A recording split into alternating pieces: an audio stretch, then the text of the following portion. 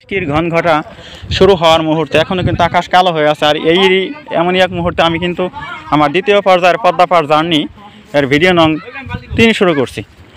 এই যে এখানে বেশ কিছু আয়োজন দেখতে পাচ্ছি, এখানে অনুষ্ঠান হয়ে থাকে, সাউন্ড সিস্টেম দেখতে পাচ্ছি, ওখানে নাগরদোলা, ওখানে হোটেল, আর এ পাশে যে নৌকাগুলো আলকাতরা মারা হচ্ছে বর্ষার আগাম প্রস্তুতি। এই যে আলকাতরা কি কড়া ঘ্রাণ, আলকাতরার ঘ্রাণ একেবারে মানে মোহময়ী ঘ্রাণ। আলকাতরার ঘ্রাণ মানে এটা উপভোগ করতে পয়সা লাগে না, নাকের 2 ছিদ্র দিয়ে জোরসে প্রবেশ করে আলকাতরার ঘ্রাণ। যাই হোক, পদ্মাপাড়ে আসলে বন্ধুরা এই সমস্ত কিছু আপনারা দেখবেন নিজস্ব চোখে। দেখুন আকাশটা কি পরিমাণ কালো হয়ে গেছে, একটু পরে হয়তো ঝরে পড়বে ঝমঝম বৃষ্টি। এদিকে আমি এই ঘাটটার নাম আছে, কি যেন নাম ভাই, এই ঘাটটার নাম কি? এই ঘাটটার নাম কি? আন্দারমানিক কি মনে হয়, আন্দারমানিক পরিষদ ঘাট আর কি। পরিষদ উপজেলা প্রশাসনের পক্ষ থেকে এখানে একটা স্থাপন করা হয়েছে। আর ওই দিকে ওই যে দেখতে পাচ্ছেন আপনারা দূরে, আমি একটু জুম করে দেখাচ্ছি, দূরে দেখতে পাচ্ছেন একটা ভাসমান হোটেল। ওই হোটেলটা কিন্তু আন্দারমানিক বাজার ঘাটের ভাসমান হোটেল। আমি কিন্তু ওখানে এর আগে গিয়েছিলাম। আমি এখান থেকে দূর থেকে উপজেলা প্রশাসন ঘাট থেকে দেখাচ্ছি, প্রায় মাঝখানে দূরত্ব প্রায় 800 মিটার হতে পারে, 1 কিলোর কম হবে, 1 কিলো। তো বন্ধুরা এই ঘাটে এই যে অনেক ছেলেরা দেখতে পাচ্ছি, এরা গোসল করার জন্য প্রস্তুতি নিচ্ছে। আর যে পাশে অনেকে দেখেছি গোসল করছে অলরেডি, ওইদিকে গোসল করছে। আবার অনেক জেলেদেরকে দেখলাম মাছ ধরে নিয়ে যাচ্ছে, অনেক মাছ পেয়েছে। এক লোক দেখলাম যে চিংড়ি, ট্যাংরা, পুঁটি, কই, শিং এই জাতীয় মাছ নিয়ে গেল। প্রায় 1000-1500 টাকার মাছ উনি এক বেলার মধ্যেই ধরতে পেরেছেন। এই যে কলা বাগান, ঢাকার কলা বাগান না কিন্তু বন্ধুরা, এখানে পদ্মাপাড়ের কলা বাগান। পদ্মাপাড়ের কলা বাগান দেখতে পাচ্ছেন, কি সুন্দর কলা বাগান পদ্মাপাড়ে, অনেক সুন্দর। এই যারা কিন্তু সাইকেল নিয়ে এসেছে, তোমরা সাইকেল নিয়ে গোসল করতে আসছো তাই না? গোসল করতে ভালো লাগে না?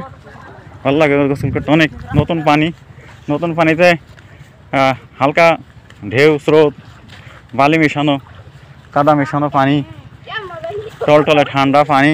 আর এই যেখানে আমি বন্ধুরা এই যে ঝোপ, পদ্মাপাড়ের কি ঝোপ, আমার মনে হয় সব ঝোপে রাসেল ভাইপার আছে থাকারই কথা। আর এই সমস্ত এলাকাতেই তো রাসেল ভাইপার দ্বারা মানুষ আক্রান্ত হচ্ছে। সাপ তো আক্রমণাত্মক, মানে মানুষ দেখে ভয় পায় না, তেড়ে এসে হামলা করে। এই যে কত বড় জালের কারি দেখতে পাচ্ছেন, এই জালগুলো দিয়ে কিন্তু বের জাল, এই বের জাল দিয়ে কিন্তু অফুরন্ত মাছ কিন্তু সংগ্রহ করা হয়ে থাকে। এই সনবাতা, আমি আমার এলাকায় সনবাতার ভিডিও করেছিলাম। এই যে দেখেন বন্ধুরা সনবাতা, এখানে কত বড় সনবাতা, এই যে একেবারে সন সহ সনের ফুল ফুটে আছে, অন্যান্য ঘাস, দুর্বা ঘাস, সন ঘাস, আর অন্যান্য লতা, ওই যে ঝাউ গাছের মতো, সম্ভবত ঝাউ গাছই। নদীর পাড়ে ঝাউ গাছ অটোমেটিক তৈরি হয়েছে, আল্লাহ পাক এগুলো সৃষ্টি করেছেন। এই ঝাউ গাছের সৌন্দর্য দেখতে হলে যেতে হয় সেই কক্সবাজারের হিমছড়ি যাওয়ার পথে, কলাতলি থেকে হিমছড়ি, তারপরে ইনানি বিচ যাওয়ার পথে প্রচুর এই ঝাউ গাছ দেখতে পাওয়া যায়। এত সুন্দর সেখানকার ঝাউ গাছ, মানে ভাষায় আমি প্রকাশ করতে পারবো না, এত সুন্দর। এখানে ওই যে আপনারা ইঞ্জিন চালিত নৌকা, ওই যে পাশে চর দেখতে পাচ্ছেন, পদ্মার বুকে নতুন চর কিন্তু ওখানে বসতি হয়েছে বলে মনে হয়, 2টা বসতি হয়তো হয়েছে। আমার ছেলেরা তো বারবারই ফেরাফিরি করছে যে কবে আমাদেরকে তুমি চরে বেড়াতে নিয়ে যাবে। আমি আসলে এই অফারটা রক্ষা করতে পারছি না, এজন্য আমি আন্তরিক দুঃখিত। এই যে পাশে কিন্তু কালো মেঘের ঘনঘট, আকাশটা একেবারে হাড়ি পাতিলের উপরে যে কালি পড়ে সেই কালির মতো কালো হয়ে গেছে। এই যে ফসলের ভুসি, খ্যারই মনে হয়, চিকুন খ্যার এখানে স্তূপ করে রাখা হয়েছে। এই যে জেলেদের জাল ছড়িয়ে দেওয়া হচ্ছে, পাশে কাটা বলে, নদীতে ঝোপ সৃষ্টি করা হয়, গাছের ডালপালা নদীতে জলাশয়ে ফেলে, গাছের শুকনো ডাল ফেলে একটা জঙ্গল পরিবেশ তৈরি করা, তাকে কাটা বলা হয়। যা দিয়ে ওই পরিবেশ তৈরি করা হয় তাকে বলা হয় কাটা।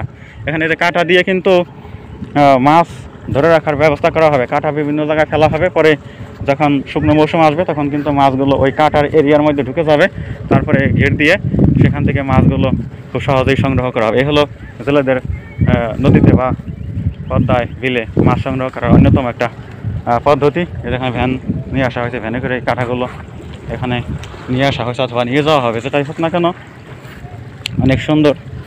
আর ওই পাশে যে বিশাল চর আপনারা দেখতে পাচ্ছেন, ওটা কিন্তু অনেক বড় চর। পদ্মার বুকে যতগুলো চর আছে তার মধ্যে মানিকগঞ্জের এই চর কিন্তু অনেক বড় মাপের একটা চর। একেবারে সেই ওদিকে পাটুরিয়া ঘাটের নিকটবর্তী স্থান থেকে সেই কাঞ্চনপুর চর, আর এখানে লেসরাগঞ্জ, ধুলসরা, আজিমনগর, বাহাদুরপুর, রামকৃষ্ণপুর, গোপীনাথপুর, ওদিকে সেই ইব্রাহিমপুর আরও নামায় একেবারে সেই যে মুন্সিগঞ্জের যে মাওয়া, ওই মাওয়ার ওই দিকে প্রসারিত হয়ে গেছে, নবাবগঞ্জ দোহারের ওই দিকে চলে গেছে বিশাল এই চর। এখানে আমার মনে হয় যে আদিবাসীর সংখ্যা কত হতে পারে, আদিবাসীর সংখ্যা আমার মনে হয় 1.5-2 লাখের কম হবে না। আজকের পদ্মার চর এত বিশাল আকার ধারণ করেছে। আর শুধুমাত্র লেসরাগঞ্জ ইউনিয়নের আন্ডার এই চরে 9-10টি প্রাথমিক বিদ্যালয় আছে, উচ্চ বিদ্যালয় আছে, আর ওদিকে তো আরও শিক্ষা প্রতিষ্ঠান রয়েছে নবাবগঞ্জ দোহার।